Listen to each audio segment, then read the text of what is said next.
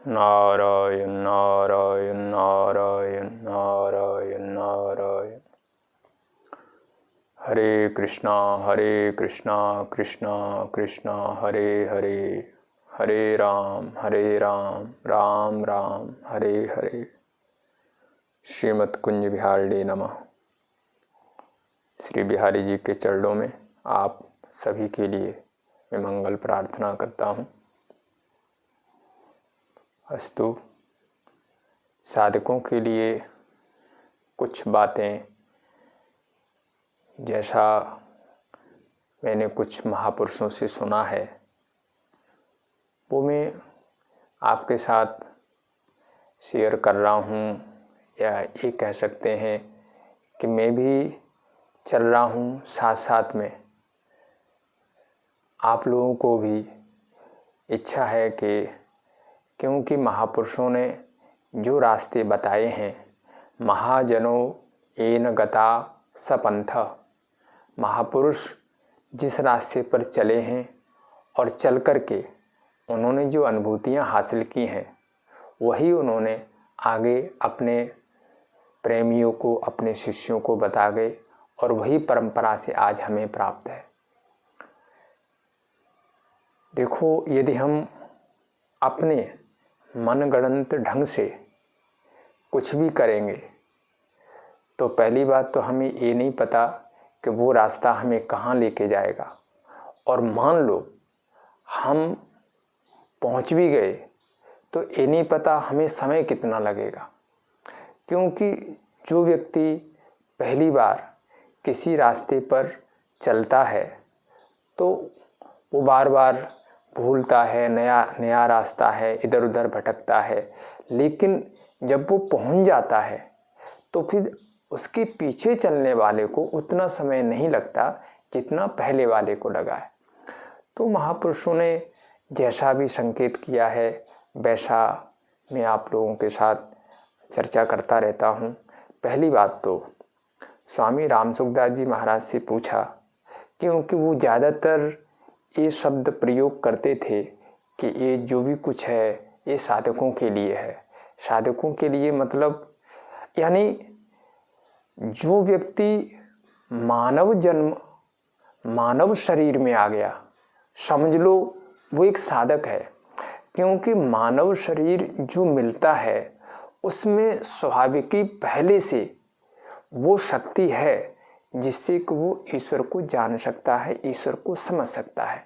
इसलिए मानव शरीर का मिलना ही एक संकेत है कि वो साधक है। इस बात को आप अपने मन में दृढ़ता से स्वीकार कर लें, क्योंकि यदि आपका मन इस बात को स्वीकार नहीं करेगा कि पता नहीं हम कैसे हैं, पापी हैं, फलाने हैं, ऐसे वैसे, नहीं, आप स्वीकार करो। क्योंकि जो व्यक्ति हेडमास्टर की कुर्सी पर जाकर के बैठ गया तो निश्चित है उसके अंदर वो योग्यता है, वो तभी बैठेगा। तो इसी प्रकार से 84 लाख योनियां हैं, ध्यान देना।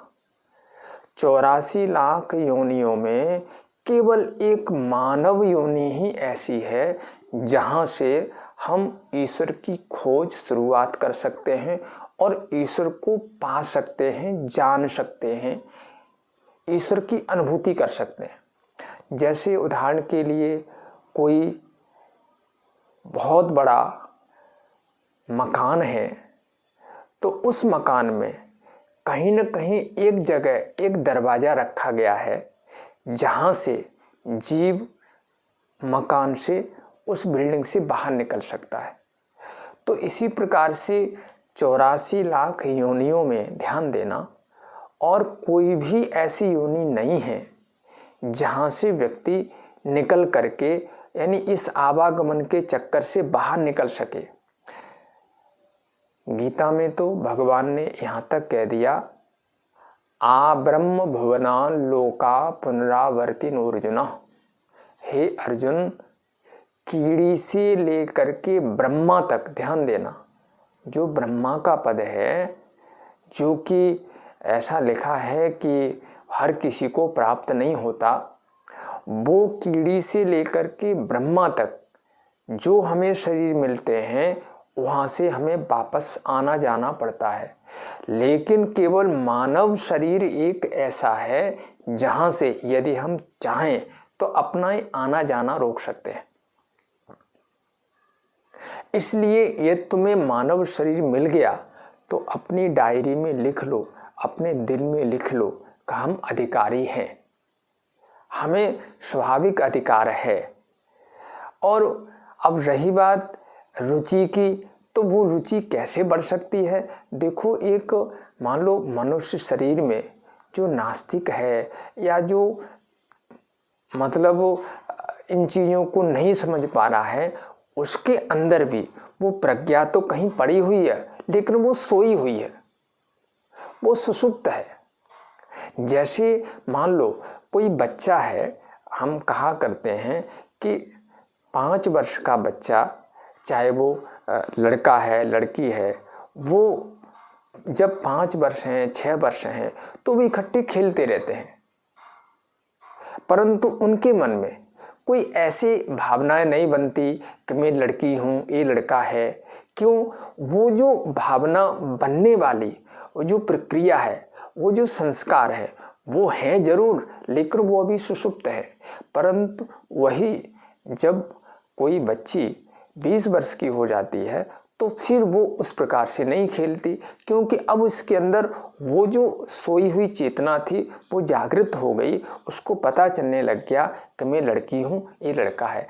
तो इसी प्रकार से वो जो संसारी जीव है, जिसको इन चीज़ों के बारे में रुचि नहीं है या जो समझ नहीं पा रहा है, उसके अंदर भी वो प्रज्ञा तो है, लेकिन वो सोई पड़ी है, वो किसी प्रकार से जागृत हो जाए।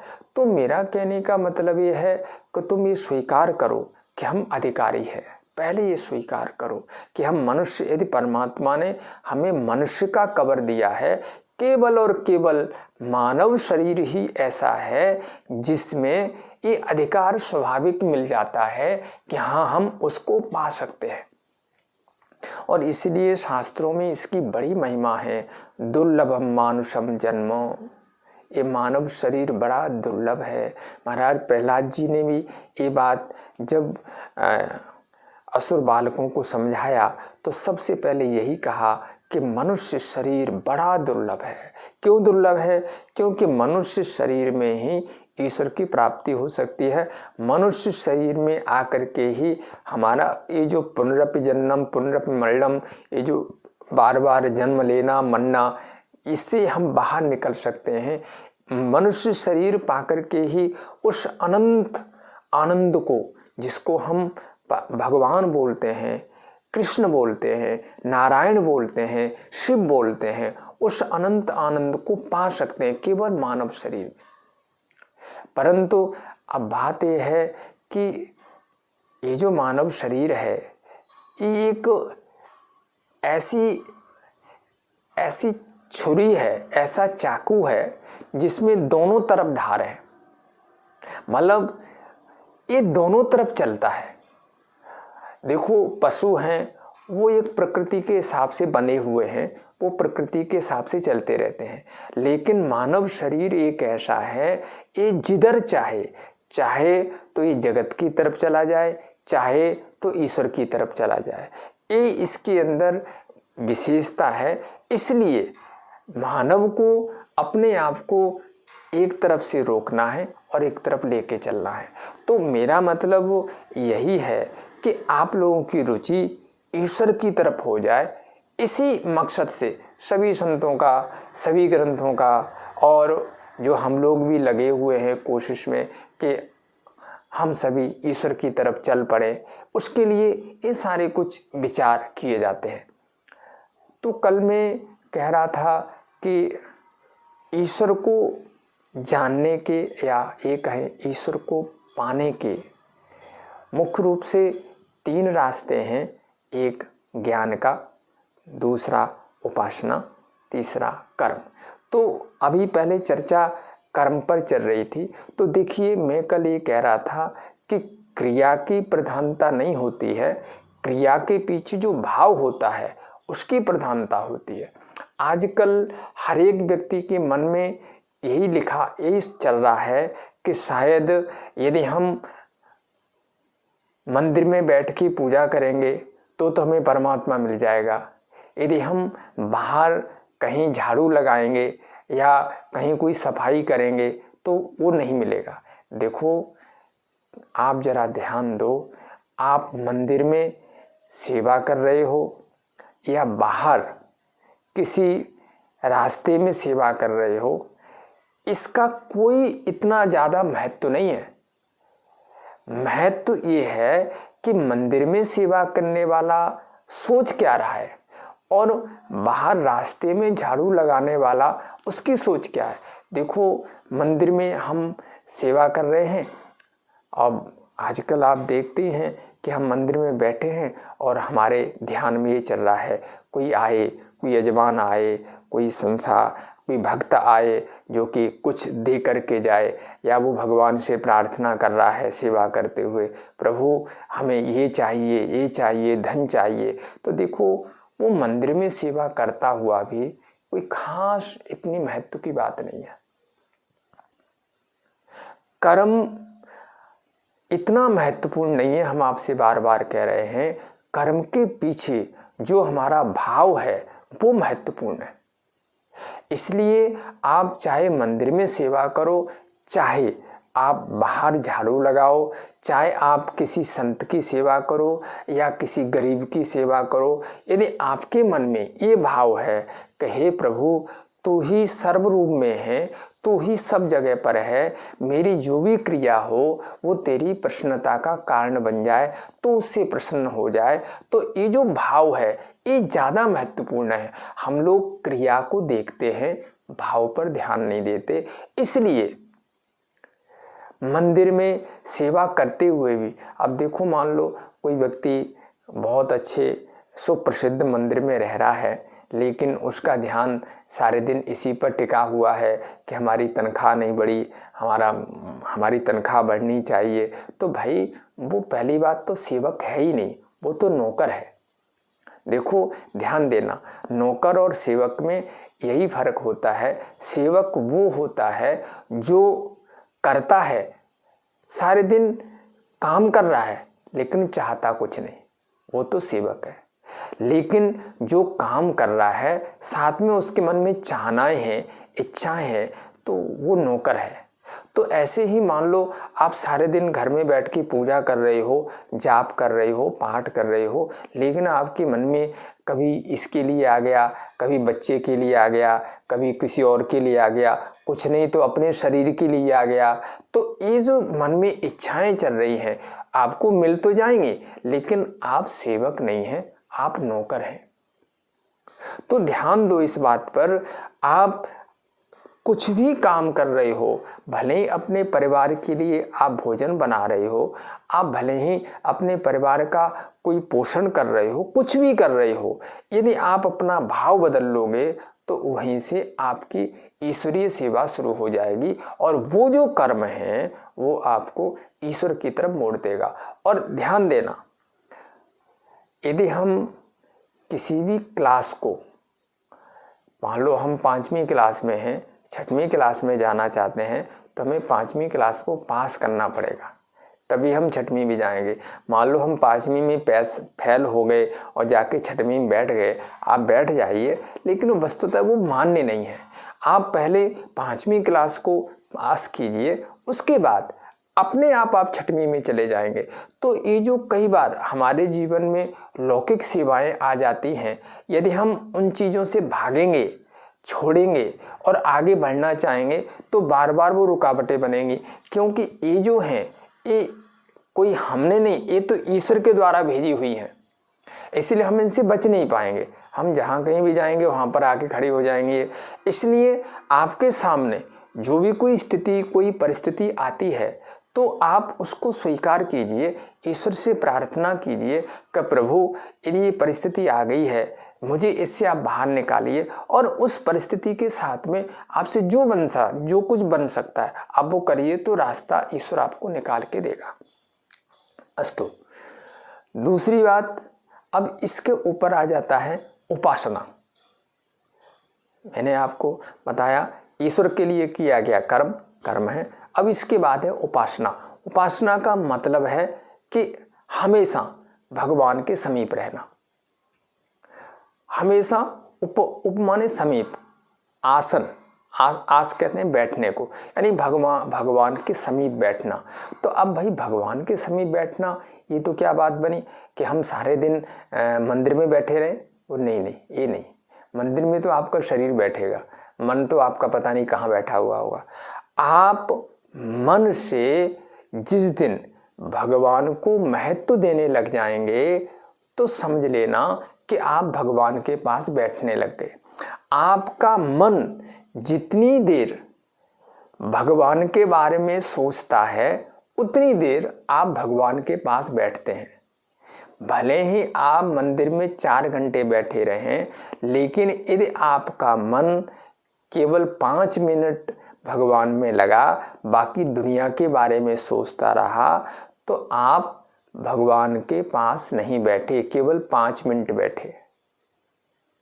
तो भगवान के पास बैठने का मतलब है कि शरीर से आप कहीं भी रहे, मन में भगवान का चिंतन चले।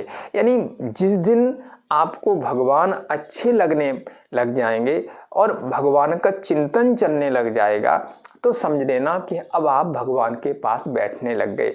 अब आप ये बैठ के विचार करो कि मेरा मन कितनी देर भगवान में लगता है। इन चीज़ों को आप सोचो। और उसके लिए देखो, शरीर का कोई महत्व नहीं है।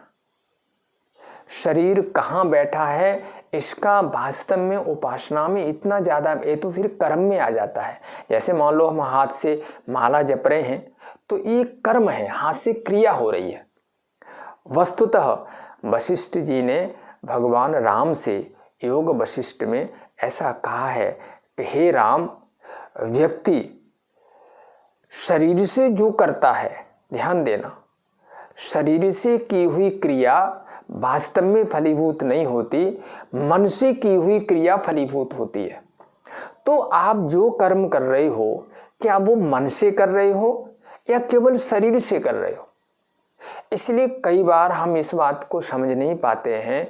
हमने मान लो किसी को कुछ दिया, लेकिन हमारे मन में कोई उसमें श्रद्धा नहीं है, तो गीता में तो साफ लिख दिया भगवान ने, अश्रद्धया हुतम दत्तम तपस्तप्तम कृतम चेयत असत इति उच्यते पार्थ नच तत् प्रेति नो यह।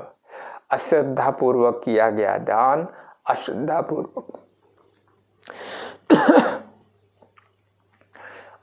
पूर्वक की हुई तपस्या, अश्रद्धा पूर्वक यज्ञ, अश्रद्धा हुतम दत्तम तपस्तप्तम, अश्रद्धा पूर्वक किया हुआ हवन यज्ञ, बोले वो फल नहीं देता। इसका मतलब क्या है कि आप शरीर से ज़्यादा मन पर ध्यान दो। और हमारी सबसे बड़ी यही समस्या है कि हम जाप तो कर लेते हैं कि हम 1000 माला जाप कर रहे हैं, 500 माला जाप कर रहे हैं, लेकिन हमारा मन वहाँ नहीं रहता। हमारा ये कहना है कि आपका मन महत्व दे। और देखो, भजन का मतलब ही यही किया है। स्वामी राम सुखदास जी महाराज कहते हैं कि भजन का अर्थ है कि हमें भगवान मीठे लगने लगे, भगवान से प्रेम हो जाए, भगवान में हमारी आसक्ति हो जाए, भगवान हमें अच्छे लगने लगे। जैसे देखो रामचरितमानस में कहा, कामे नारे प्यारे जिम लोभ है प्रिय जिमिदाम तिमि रघुनाथ निरंतर प्रिय लागो मोय राम। मुझे राम प्रिय लगने लगे। कैसे? जैसे एक कामी व्यक्ति को स्त्री से प्रेम होता है, वो स्त्री का चिंतन करता रहता है। और देखो, जहाँ प्रेम होगा वहाँ चिंतन होगा। या जैसे लोभी व्यक्ति को धन मीठा लगता है, वो सारे दिन धन के चिंतन में खोया रहता है, वो धन देख देख के खुश होता है। तो जैसे कामी स्त्री को देख करके खुश होता है, लोभी धन को देख करके, धन की याद करके खुश होता है, ऐसे ही जब हमें कृष्ण की याद आकर के खुशी मिलने लग जाए, आनंद मिलने लग जाए, तो समझ लेना कि हाँ, अब मेरा भगवान से प्रेम हो गया। तो भगवान से प्रेम का मतलब, भक्ति का मतलब ये नहीं है कि हम मन में किसी और को महत्व दिए बैठे हैं और हम क्रियाएं कर रहे हैं। नहीं, आप इस चीज़ को समझो। आप भले ही सारे दिन अपने, क्योंकि अब मान लो कोई गृहस्थ आदमी है, उसे तो ऑफिस में भी जाना है, दुकान पर भी जाना है, दूसरे काम भी करने होंगे, तो उसके लिए महापुरुषों ने कहा कि महत्व बुद्धि कहाँ है ये देखो। एक तो वो स्त्री है जो किसी के घर में काम कर रही है और वो काम करके अपने परिवार का पोषण कर रही है, अपने बच्चों को पाल रही है। ध्यान देना, वो दूसरे के घर में मालिक की सेवा कर रही है, मालिक के घर में काम कर रही है, लेकिन उसका जो महत्व है वो मालिक नहीं है, उसका महत्व है अपने बच्चे। तो इसी प्रकार से आप दुनिया के काम कर रही हो, परंतु देखना ही है आपका महत्व किस में है। यदि आपका महत्व ईश्वर में है, ईश्वर के लिए कर रहे हो, तो वो आपका भजन है। इसलिए हर एक क्रिया ईश्वर के लिए करो, और एक दिन फिर आपकी ऐसी स्थिति आ जाएगी कि आप भजन भी उसका करोगे, ध्यान देना, यानी प्रेम भी उससे करोगे और सेवा भी उसकी करोगे। जैसे एक पतिव्रता स्त्री जो अपने पति के लिए भोजन बना रही है, पति की सारे काम कर रही है और प्रेम भी पति से करती है। ध्यान देना, एक तो वो स्त्री जो दूसरों की सेवा करके अपने परिवार को चला रही है, और एक वो स्त्री जो बस अपने पति की ही सेवा कर रही है और फल भी, उसकी महत्व बुद्धि भी अपने पति में ही है। तो वो और एक उच्च अवस्था है। तो एक दिन आपकी अवस्था आ जाएगी कि आप जो अभी आप दुनियादारी के काम कर रहे हो और यदि ईश्वर से प्रेम करने लग गए हो, तो एक दिन इन दुनियादारी से आपको वो निकाल लेगा और निकाल करके अपनी सेवा में लगा लेगा, और अपनी सेवा, फिर आपको सेवा भी उसी की मिलेगी और प्रेम भी आपका उसी में होगा, तो आपको और ज़्यादा आनंद आएगा। परंतु यदि आपका अभी प्रेम नहीं है और आपको सेवा मिल जाएगी, तो वो सेवा आपको आनंद नहीं देगी। अस्तु, आज इतना ही, आगे फिर कल विचार करेंगे। जय जय श्री राधे, श्री राधे, श्री राधे।